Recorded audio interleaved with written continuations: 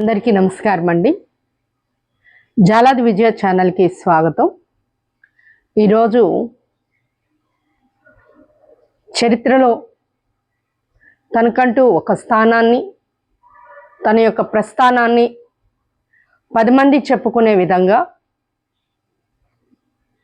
జనాన్ని జాగృతపరిచి అంధకారంలో మగ్గిపోతున్న జాతిలో చైతన్యాన్ని తీసుకొచ్చి తన అక్షరాలను ఆయుధాలుగా చేసి తన కళాన్ని ఖడ్గంగా మార్చి నిజాం నవాబులు దొరతనాల మీద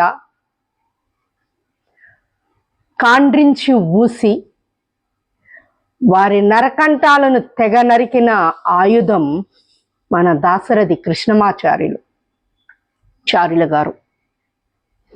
ఆయన కోసం చెప్పాలి అని అంటే, నా తెలంగాణ కోటి రత్నాల వీణ అని ఎంతో గొప్పగా చెప్పిన కవి దాశరథి కృష్ణమాచార్యులు గారు. ఆయన 40 మంది గుర్రాలతో వెనకాల వస్తూ ఉంటే తనని పట్టుకోవటానికి ఆ పొలంలో పరిగెత్తుతూ ముళ్ళ పొదలలో కూడా దాక్కుని, దేవుడా నా యవ్వనాన్ని తిరిగి నాకు ఇస్తే ఎంత బాగుండు, వాళ్ళకన్నా వేగంగా ఇంకా పరిగెత్తి వాళ్ళ మీద తిరుగుబాటు చేయటానికి అని ఆ దేవుణ్ణి ప్రార్థించిన కవి. జైలు గోడలు సైతం తన అక్షరాలకి పుస్తకాలుగా మారాయి, పేపర్లుగా కాగితాలుగా మారాయి.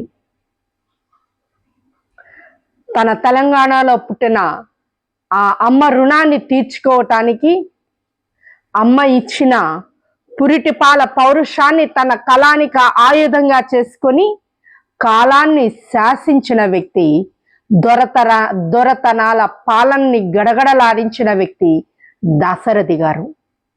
అంటే అతిశయోక్తి కాదు. అంత గొప్ప మహానుభావుడి కోసం మాట్లాడుకునే అదృష్టం, భాగ్యం నాకు కలిగినందుకు ఎంతో గర్విస్తున్నాను, సంతోషిస్తూ ఆయన పాటలు, కొన్ని ప్రత్యేకమైన ఆయన పాటలు మీ ముందుకు తీసుకురావాలనుకున్నాను. ఎందుకంటే 1960-80 మధ్య ఆయన సినీ రంగంలో ఉన్నారు. 700-800 పాటలు ఆయన రాయటం జరిగింది. ఆయనకి రావాల్సినంత పేరు రాలేదేమో సినీ రంగంలో, అది సినిమా రంగంలో కామన్. వాసి ఉన్నవాడికి పేరు అంతగా రాదు, ఇది నిజం, ఎవరు ఏమనుకున్నా సత్యం. ఎందుకంటే దాశరథి కృష్ణమాచార్యులు గారి పాటలు వింటే అబ్బా ఎంత అద్భుతంగా, సహజంగా ఈరోజు పాటలు వింటే మన తనువు నాట్యం చేస్తుంది. దాశరథి గారి పాటలు వింటే మన మనస్సు నాట్యం చేస్తుంది. అంత గొప్ప సాహిత్యం ఆయనది. సినిమాల్లో ఆయన రాసిన పాటలు ఎన్నో ఉంటే నేను కేవలం ఒక 10 పాటలని, ఒక 2 లైన్లు మీతో పంచుకుంటాను. అది మొదటి పాట, నన్ను వదిలి నీవు పోలేవులే అది నిజములే. ఈ పాట ఎంత బాగుంటుందండి. ఇది దాశరథి గారు రాసిన పాట. అంతేకాకుండా ఎన్నెన్నో జన్మల బంధం నీది నాది, ఎన్నటికీ మాయని బమత నీది నాది. ఆ పాట ఎంత మధురమైన సాహిత్యం ఉంటుంది. తర్వాత బాగా నాకు ఇష్టమైన పాట, నా చిన్నప్పటి నుంచి నాకు తెలియని ఊహ కూడా తెలియదు. ఆ తర్వాత కొంచెం నాకు ఊహ వచ్చిన తర్వాత నేను ఎక్కువగా అందరూ పాడుతూ ఉంటే వినే పాట ఏంటంటే, ఓ బంగారు రంగుల చిలక పలకవా, ఓ బంగారు కుంల రాజా ఏమని నా మీద ప్రేమే ఉందని, నాపై నాలకే లేదని, మెడలోని బుల్లెమ్మ, మిద్దెలోని చిట్టెమ్మ, నిరుపేదను వలచావెందుకే, నీ చేరువలో నీ చేతులలో పులకించేటందుకే. ఓ బంగారు రంగుల చిలక. ఆ చలం గారు ఎంత అద్భుతమైన ఆయన నటన ఆ పాటలో, ఎంత బాగుంటుందండి. అంత మంచి సాహిత్యం ఆ సినిమా. నాకు చాలా ఇష్టమైన పాట అది. అదే తర్వాత నెక్స్ట్ మరో పాట, కలిసే కళ్ళలోనా కురిసే పూలవాన, విరిసెను ప్రేమలు హృదయాన, కలిసే కళ్ళలోనా. నెక్స్ట్ మరొక పాట, చిలిపి నవ్వుల నిన్ను చూడగానే వలపు పొంగెను. ఈ పాట ఎలా ఉంటుందంటే, చిలిపి నవ్వుల నిన్ను చూడగానే మనసు పొంగెను నాలు, సంథింగ్ అండి. అంటే ఆ ట్యూన్ ఎలా ఉంటుందో కొంచెం చెప్పడానికి మాత్రమే ఈ పాటలు ఆయన రాసిన అద్భుతమైన పాటల్ని కొన్ని పరిచయం చేయాలన్న ఆలోచనతో నేను ఆ పాటని చెప్పడం జరుగుతుంది. అంతేకాకుండా మరొక పాట, మసక మసక చీకటిలో మల్లె తోట వెనకాల మాపిటేల కలుసుకో, నీ మనసైనది దొరుకుతుంది దొరుకుతుంది. Okay, yeah yeah yeah yeah yeah yeah yeah. ఈ సాహిత్యాన్ని కూడా ఆయన అంత అద్భుతంగా రాశారు. ఈ పాటని కాంచనా గారు ఎంత బాగా నటించారో మనందరికీ తెలిసిన విషయమే. తర్వాత ఆయన మరో పాట, తనివి తీరలేదే నా మనసు నిండలేదే, ఏనాటి బంధము అనురాగం ప్రియతమా, సంథింగ్ అండి. నాకు పాట రాదు, మేము రాసేవాళ్ళమే కానీ పాడేవాళ్ళం కాదు. కానీ ఈ పాట కూడా తనివి తీరలేదే నా మనసు నిండలేదే ఎంతో అద్భుతంగా ఉంటుంది. ఆ తర్వాత, ఏ దివిలో విరిసిన పారిజాతము, ఏ కవిలో మెరిసిన ప్రేమ గీతము. అసలు ఈ పాట ఎంత అద్భుతమైన పాట అండి, మనకి తెలిసిన పాట. ఈ వేళ నాలో ఎందుకో అసలు లోన ఏవో విరిసనే వలపులు, ఈ వేళ నాలో ఎందుకో ఆశలు లోన ఏవో విరిసనే వలపులు. ఈ పాట కూడా దాశరథి గారిదే.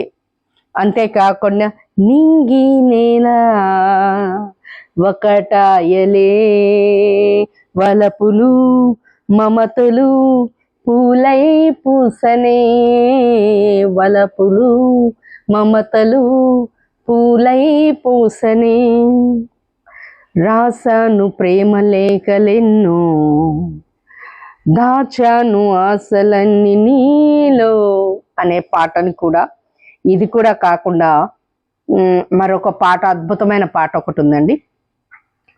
ఆకాశ పందిరిలో నీకు నాకు పెళ్ళంట, అప్సరసలే పేరంటాళ్ళు దేవతలే పురోహితులంట. ఆకాశ పందిరిలో నీకు నాకు పెళ్ళంట, అప్సరసలే పేరంటాళ్ళు దేవతలే పురోహితులంట. ఈ పాట ఎంత అద్భుతంగా ఉన్నాయో. ఇలాంటివి ఆయన రాసిన ప్రతి పాట కూడా 600-700 ప్రతి పాటలు కూడా చాలా ఆయనకి గొప్పగా చాలా అద్భుతంగా ఉండటం జరిగింది. ఇదే కాకుండా మనం మరొక విప్లవ గీతాన్ని ప్రజా కవిగా విప్లవ కవిగా ఆయన ఉన్న ఆ పాటని ఇప్పుడు ఒకసారి పాడుకుందాం.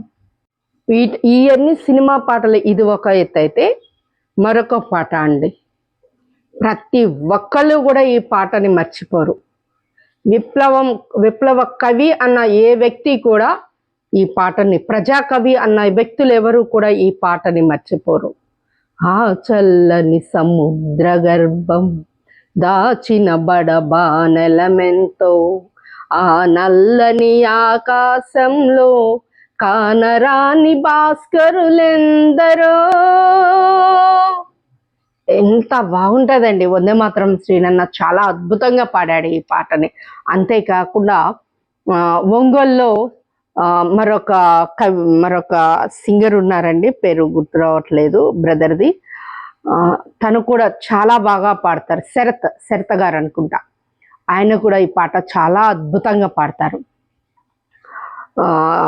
ఆ చల్లని సముద్ర గర్భం దాచిన బడబానెలమెంతో, ఆ నల్లని ఆకాశంలో కానరాని భాస్కరులెందరో.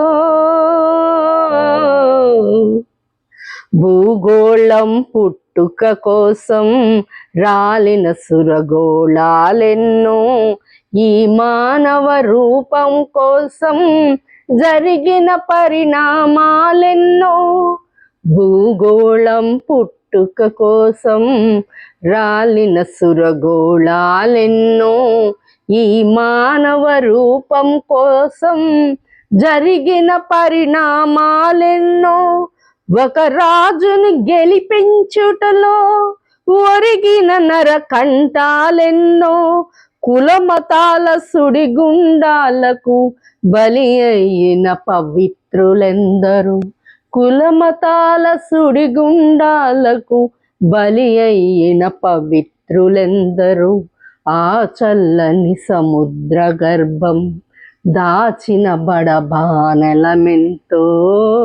ఎంత బాగుంటుందండి ఈ పాటంతా ఒక ఎత్తు అయితే, మానవ కళ్యాణం కోసం పనమొడ్డిన రక్తం ఎంతో, రణరక్క శిఖరాల నృత్యం రాల్చిన పసి ప్రాణాలెన్నో. కడుపు కోతతో అల్లాడిన కన్నులలో విషాదమెంతో, ఉన్మాదుల అకృత్యాలకు దగ్ధమైన బ్రతుకులెన్నో.